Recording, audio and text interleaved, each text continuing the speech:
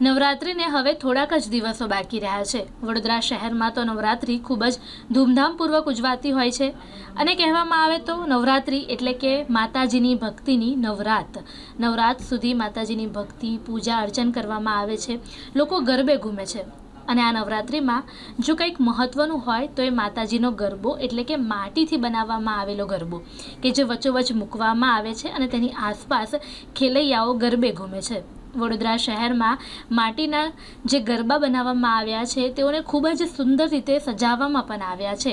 આ વખતે માર્કેટમાં વિવિધ પ્રકારના ગરબા જોઈ શકાય છે। હા, હવે થોડા દિવસમાં તમે જોઈ રહ્યા છો કે નવરાત્ર સ્ટાર્ટ થઈ રહ્યો છે। એમાં માતાજીનો ગરબો સૌથી વધારે મહત્વનો હોય છે।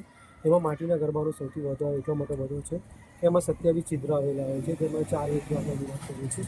હવે જોઈ રહ્યા છો પહેલાં કાચેરા માટીના થતા હતા, માટીના ગરબા ઉપયોગ થતા હતા। હવે દિવસે દિવસે એનો ક્રેઝ અલગ અલગ રીતે વધતો રહ્યો છે, જેમાં કે અબલા છે, ટીલા છે, તોઈ છે, બધી રીતે અમે ગરબા તૈયાર કરીને ઘરાટી રિક્વાયરમેન્ટ પ્રમાણે ગરબા તૈયાર કરતા હોઈએ છીએ। કેટલાથી લઈને કેટલા રૂપિયા સુધીનો? હા, 60 રૂપિયાથી લઈને 350 લગીનો ગરબા હોય છે।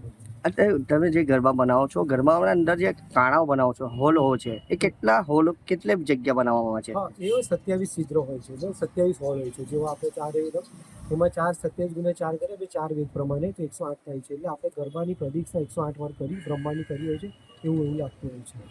આપનો પરિચય? રાકેશ